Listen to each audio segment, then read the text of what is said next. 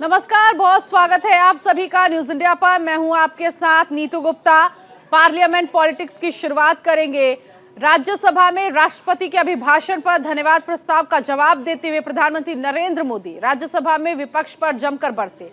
तकरीबन 85 मिनट की अपनी स्पीच में पीएम मोदी ने नेहरू गांधी फैमिली, इसके अलावा अनुच्छेद 356, नौकरी, बेरोजगार जैसे मुद्दों को जोर शोर से उठाया। पीएम मोदी ने अपने भाषण को समेटते हुए कहा कि जिन्हें सत्ता के अलावा कुछ नहीं दिखता, उन्होंने अर्थनीति को अनर्थ नीति में तब्दील कर दिया। सुनवाते हैं आपको।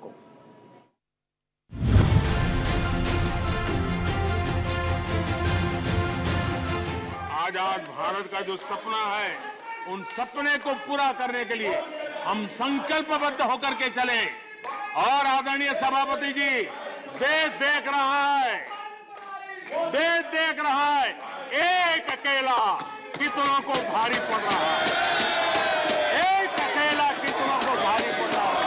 अरे नारे बोलने के लिए भी, नारे बोलने के लिए भी उनको बदल करना पड़ता है।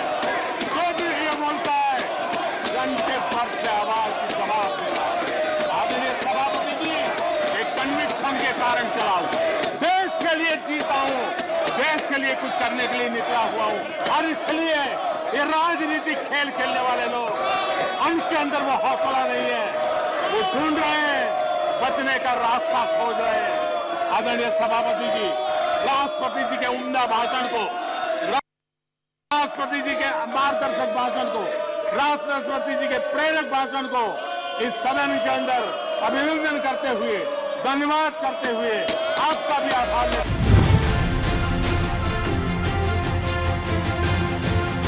जब सरकार की मशीनरी का लक्ष्य हर पात्र व्यक्ति तक पहुंचने का हो, तो भेदभाव, पक्षपात टिक ही नहीं सकता। इसलिए हमारा ये 100% सेवा अभियान, सोशल जस्टिस, सामाजिक न्याय, इसका बहुत बड़ा सशक्त माध्यम है। यही सामाजिक न्याय की असली गारंटी है, यही सच्ची पंथ निरपेक्षता है, यही सच्चा सेकुलरिज्म है। हम देश को विकास का ये मॉडल दे रहे हैं, जिसमें हितधारक सबको उनके हक मिले। देश हमारे साथ है। कांग्रेस को बार बार देश नकार रहा है, लेकिन कांग्रेस और उसके साथी अपनी साजिशों से बाज नहीं आते हैं, और जनता ये देख भी रही है और उनको हर मौके पर सजा भी देती रही है।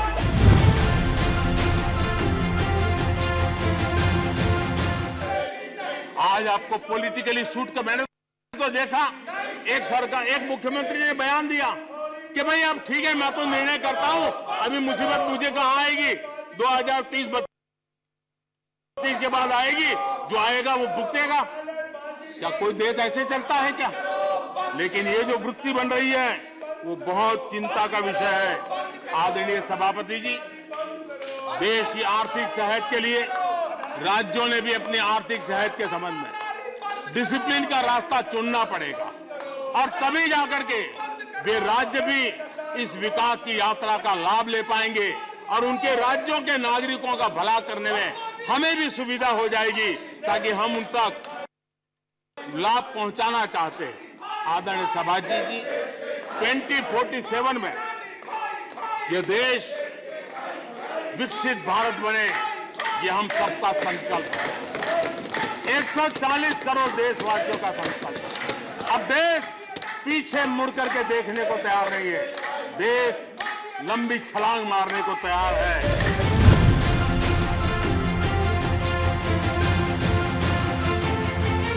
आदरणीय सभापति जी, 2014 में आकर के जब मैंने बारीकी से चीजों को बड़ी गहराई से देखने का प्रयास किया, फर्स्ट हैंड इंफॉर्मेशन लेने का प्रयास किया, तो मुझे नजर आया कि 60 साल कांग्रेस के परिवार ने, हो सकता है उनका इरादा मजबूत नींव बनाने का हो, मैं उस पर कोई टिप्पणी करना नहीं चाहता, लेकिन 2014 के बाद आकर के मैंने देखा कि उन्होंने गड्ढे ही गड्ढे कर दिए थे। उनका इरादा नींव का होगा, लेकिन उन्होंने गड्ढे ही गड्ढे कर दिए थे। और आदरणीय सभापति जी, जब वो गड्ढे खोद रहे थे, 6-6 दशक बर्बाद कर दिए थे, उस समय दुनिया के छोटे छोटे देश भी सफलता के शिखरों को छू रहे थे।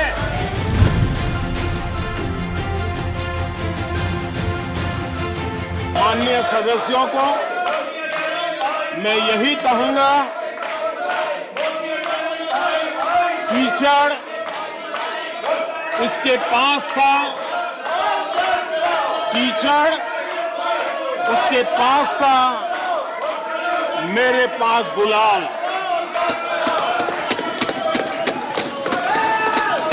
कीचड़ उसके पास था, मेरे पास गुलाल। जो भी जिसके पास था उसने दिया उछाल।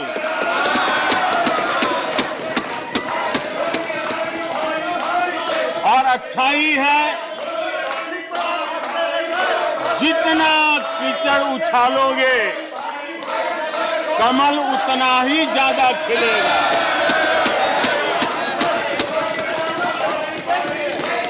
और इसलिए कमल खिलाने में आपका प्रत्यक्ष परोक्ष जो भी योगदान है, इसके लिए मैं उनका भी आभार व्यक्त करता हूं।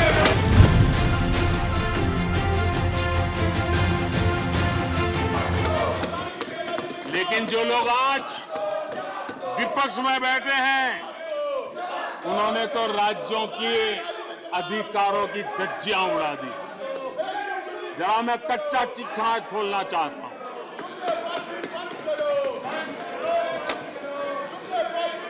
जरा इतिहास उठा करके देख लीजिए, वो कौन पार्टी थी, वो लोग कौन सत्ता में बैठे थे, जिन्होंने आर्टिकल 356 का सबसे ज्यादा दुरुपयोग किया।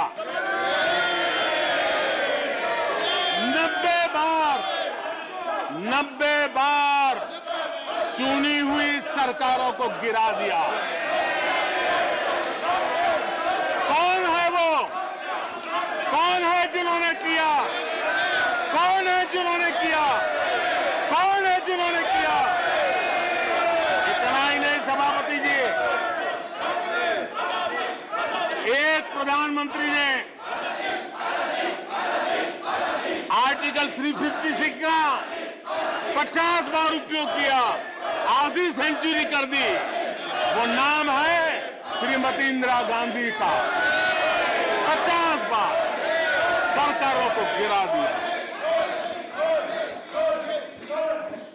केरल में आज जो लोग इनके साथ खड़े हैं, जरा याद कर लीजिए, थोड़ा बार माइक लगा दीजिए।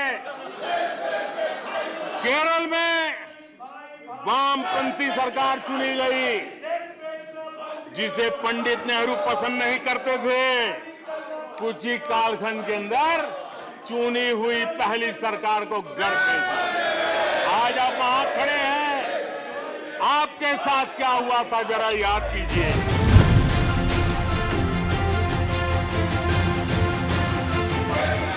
एम्पावरमेंट ऑफ कॉमन पीपल, बैंकों का राष्ट्रीयकरण हुआ था, इस बात से हुआ था कि गरीबों को बैंकों का अधिकार मिले, ऐसी बहानेबाजी की गई थी। लेकिन इस बैंक देश के आधे से अधिक लोग बैंक से दरवाजे तक नहीं पहुंच पाए।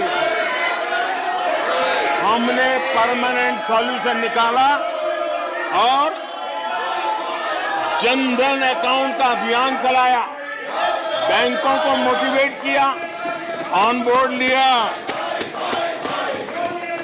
पिछले 9 साल में ही 48 करोड़ जनधन बैंक खाते खोले गए। इसमें 32 करोड़ बैंक खाते ग्रामीण और कस्बों में हुए हैं, यानी देश के गांव तक प्रगति की मिसाल को ले जाने का प्रयास हुआ। कल खड़गे जी शिकायत कर रहे थे कि मोदी जी बार बार मेरे चुनावी क्षेत्र में आते हैं। वो कह रहे थे मोदी जी कलबुर्गी आ जाते हैं। मैं जरा खड़गे जी को कहना चाहता हूं, मैं आता हूं उसकी शिकायत करने से पहले ये भी तो देखो कि कर्नाटका में 1,70,00,000 जनधन बैंक अकाउंट खुले हैं। इतना ही नहीं, उन्हीं के इलाके में कलबुर्गी में 8 लाख से ज्यादा जनधन खाते खुले हैं।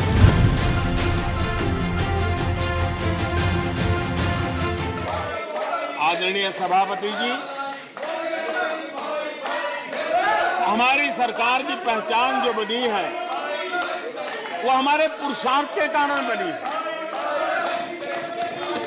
एक के बाद उठाए गए कदमों के कारण बनी हुई, और आज हम परमानेंट सॉल्यूशन की दिशा में आगे बढ़ते रहे हैं। हम एक एक विषय को छू करके भागने वाले लोग नहीं, लेकिन देश की मूलभूत आवश्यकताओं को परमानेंट सॉल्यूशन पर बल देते हुए हम आगे बढ़ रहे हैं। आदरणीय सभापति जी, अगर मैं पानी का ही उदाहरण लूं तो वो जमाना था कि किसी गांव में एक हैंडपंप लगा दिया तो हफ्ते भर उसका उत्सव मनाया जाता था, और उस टोकनिज्म से पानी का काम किया करके गाड़ी चलाई जाती थी। कल यहां गुजरात का जिक्र कर रहे थे, आप हैरान होंगे,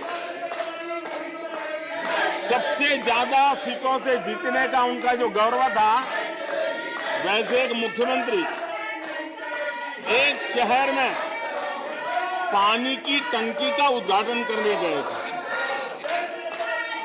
और वो फ्रंट पेज पर हेडलाइन न्यूज था। यानी समस्याओं का टोकनिज्म क्या होता है, कैसे टाला जाता है, ये कल्चर देश ने देखा है। हमने भी पानी की समस्या को सुलझाने के लिए रास्ते अपनाए। हमने जल संरक्षण, जल सिंचन, हर पहलू पर ध्यान दिया। हमने कैच द रेन अभियान से जनता को जोड़ा। इतना ही नहीं, आजादी के पहले से अब तक हम सरकार में आने तब तक सिर्फ 3 करोड़ घरों तक नल से जल मिलता था। आदरणीय सभापति जी, पिछले 3-4 साल में आज 11 करोड़ घरों को नल से जल मिल रहा है। भारत पानी की समस्या जो हर परिवार की समस्या होती है, जीवन में उसके बिना चल नहीं सकता, और भविष्य के संभावनाओं को भी देखते हुए हमने उसके समाधान के रास्ते चुने। उधर राज्यसभा में मोदी के भाषण पर विपक्ष ने करारा जवाब दिया है। क्या कुछ कहा है, सुनवाएंगे आपको।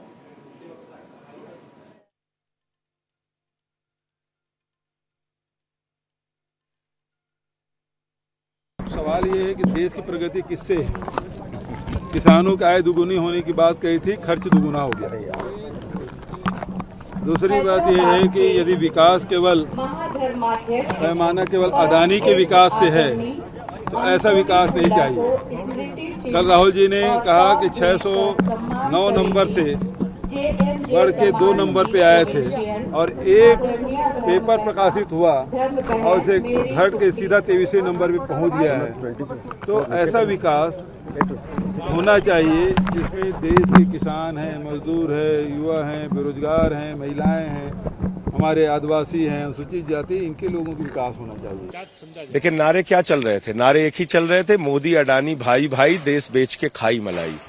देश के सारे संसाधन आपने एक व्यक्ति के हवाले कर दिया। कोयला दे दिया, गैस दे दिया, आयरन ओर दे दिया, बिजली दे दिया, पानी दे दिया, सड़क दे दिया, सीपोर्ट दे दिया, एयरपोर्ट दे दिया, स्टील दे दिया, सीमेंट दे दिया। उसके बाद 2.5 लाख करोड़ का कर्जा दे दिया और 84,000 करोड़ का कर्जा माफ कर दिया। और लाखों करोड़ का उस व्यक्ति ने 38 फर्जी कंपनियां बना के काला धन अपनी कंपनियों में लगाया हिंदुस्तान के अंदर। तो इसकी जांच नहीं होनी चाहिए? LIC में करोड़ों लोगों का पैसा डूब रहा है, SBI में करोड़ों लोगों का पैसा डूब रहा है, प्रधानमंत्री इस पे जवाब नहीं देंगे? तो हमने यही तो कहा कि भाई JPC बनाओ और इसकी जांच कराओ। आचरण अब बीजेपी से सीखना पड़ेगा। जो लोग उत्तर प्रदेश की विधानसभा में खूनी संघर्ष करते हैं वो अब हमें सिखाएंगे आचरण है? तो भारतीय खोखा पार्टी से हमें आचरण नहीं सीखना है। सर, एक तरफ वो कह रहे गुलाल उड़ रहा था और एक तरफ कीचड़ उड़ रहा है। देखिए, ऐसा है कि मैंने इसके लिए एक लाइन बनाई है कि कैसे कैसे मंजर अभी आने लगे हैं और गाते गाते लोग चिल्लाने लगे हैं और बदल डालो अब इस तालाब के पानी को, कमल के फूल तो मुरझाने लगे। बस वही नहीं था जिसका जवाब संपूर्ण विपक्ष चाहता था। 10 लाख करोड़ रुपए का जो यह घपला हुआ है, घोटाला हुआ है, जो शताब्दी का सबसे बड़ा घोटाला है, उसमें प्रधानमंत्री के ऊँट सेले हुए थे। अडानी के डर के मारे कांप रहे थे, अडानी का नाम नहीं ले रहे थे। मैं सीधा सा सवाल एक करना चाहता हूँ कि क्या प्रधानमंत्री को शोभा देता है कि सारा विपक्ष जिस बिंदु को उठा रहा है उसमें आप कहिए ना कि हम JPC क्यों नहीं गठित करेंगे, या आपको जो चिंता है ये ऐसी कोई बात नहीं है। चेयर ने कहा था कि आप बहुत सी बातें जो कहना चाहते हैं, संसदीय कार्य मंत्री ने कहा था कि आप जो यहाँ पे 269 में ला रहे हैं आप वो कहिए अगर राष्ट्रपति के भाषण पे, और जब वहाँ कहा जा रहा तो उसका जवाब नहीं। तो प्रधानमंत्री अडानी के डर के मारे क्यों मुंह नहीं खोल रहे हैं? क्यों देश की भारतीय जीवन बीमा निगम और स्टेट बैंक की संपत्ति को लूटने दे रहे हैं? तो क्या विपक्ष खामोश बैठा रहेगा? ये तो वक्त बताएगा।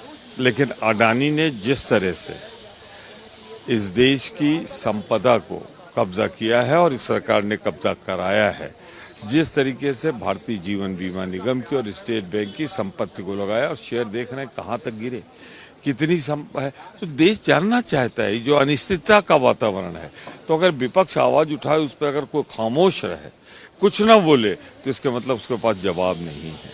तो आज प्रधानमंत्री जी के पास इन आरोपों का जवाब नहीं था, इसलिए वो खामोश। देखिए, नहीं, ये तो पहली बार नहीं हुआ है, पहली बार नहीं हुआ। अब 9 से 14 ईस्वी पुराना इतिहास मत देखिए, हुआ है। लोग जब किसी चीज से आक्रोशित होते हैं तो प्रोटेस्ट करते हैं, लेकिन प्रधानमंत्री जी से अपेक्षा होती है कि सार गर्भित और मर्यादा के अंदर अपनी बात रखेंगे।